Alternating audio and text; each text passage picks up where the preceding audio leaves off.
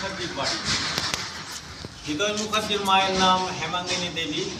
হেমাঙ্গিনী দেবী হচ্ছেন রামকৃষ্ণদেবের বড় দিদি। ছোট্টবেলার থেকে ঠাকুর মাকে যখন বিয়ে করে না, তার আগের থেকে দিদির কাছে সে থাকতেন। দিদি ছিলেন ঠাকুরের কাছে মায়ের মতো। ভগবান রামকৃষ্ণদেবকে ছোট্টবেলার থেকে লালন পালন করে কিছুটা হলেও বড় করে তুলেছিলেন এই হেমাঙ্গিনী দেবী এই বাটি থেকে। বড়বেলায় আপনারা জানেন ভগবান রামকৃষ্ণদেব হৃদয় মুখার্জি থাকতেন দক্ষিণেশ্বরে।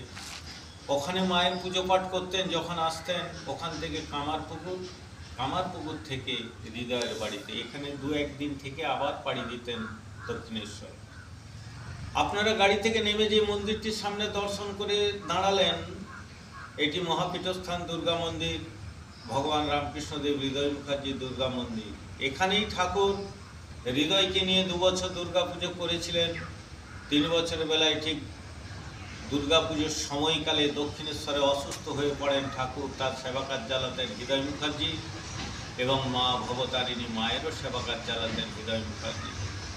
হৃদয়কে দিনের পর দিন রাতের পর রাত দক্ষিণেশ্বরে বোঝায় ঠাকুর যে হৃদয়, তুই তো আমার এত সেবা করছিস, মায়ের সেবা করছিস, তোর বাড়িতে তোকে নিয়ে 2 বছর দুর্গা পুজো করলাম, এবছর তো আমি আর যেতে পারবো না তোর বাড়িতে দুর্গা পুজো করতে।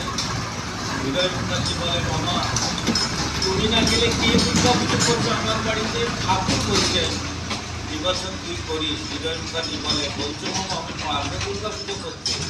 দুর্গা পুজো মহাপুজো 3-4 দিনের পুজো, এত মন্ত্রতন্ত্র তো জানি না। ঠাকুর বলছেন যে দিদু তুই যতটুকু জানিস ততটুকু বলিস, আর মায়ের পায়ে ফুল বেলপাতা নিবেদন করার সময় 2 ফোঁটা চোখের জল ফেলিস, থালি তো দুর্গা পুজো হয়েছে।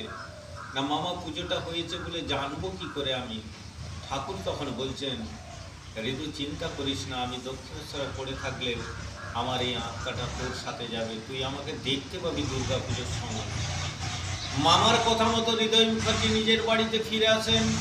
এই মন্দিরে ষষ্ঠী সপ্তমী ঘট তুলে ঘট স্থাপন করে শুরু করেন দুর্গা পুজো। অষ্টমীতে ব্যাকুল হয়ে কাঁদছেন হৃদয় মুখার্জি, মামা দেখা দেয় না বলে। অষ্টমী সন্ধি পূজায় যখন সন্ধির আরতি তুলেছেন হৃদয় মুখার্জি চোখের জল ফেলতে ফেলতে, তখন দেখতেন ঠাকুর ধুতি করে খালি গায়ে গলায় কাপড় জড়িয়ে দাঁড়িয়ে আছেন এই মন্দিরে। হৃদয়কে বলতে অভিজ্ঞ আমি এসেছি, আপনাদের একটি নারায়ণ মন্দিরে নিয়ে যাব।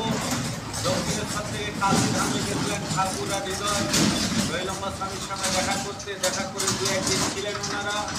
দৈলম্বা স্বামীর কাছে ভগবান রামকৃষ্ণদেব হৃদয় মুখার্জি যে দাঁড়িয়েছেন, দৈলম্বা স্বামী একটি শালগ্রাম শিলা ভগবান রামকৃষ্ণদেবের হাতে তুলে দেন, যেটিকে আমরা নারায়ণ বলে থাকি। ওই শালগ্রাম শিলাটি নিয়ে এসে ঠাকুর হৃদয়ের বাড়িতে প্রতিষ্ঠা করেন, নাম দিয়েছিলেন শ্রীধর। ওই মন্দিরে গেলেই দেখতে পাবেন ডান দিকে একটি জোড়া জীর্ণ মাটির বাড়ি দাঁড়িয়ে আছে, টিনের চাল, মাটির দেয়াল। ওই বাড়িটির বয়স প্রায় 200 বছর। ওইটি হৃদয় মুখার্জির বাড়ি ছিল। ভগবান রামকৃষ্ণদেব হৃদয় মুখার্জি দক্ষিণেশ্বর থেকে এসে থাকতেন, হৃদয়ের মা হেমাঙ্গিনী দেবী থাকতেন। আর হৃদয় মুখার্জি হচ্ছেন আমার বড় দাদু হন। আমি এই বংশের 4র্থ পুরুষ, 4 জেনারেশন। বুঝে গেল?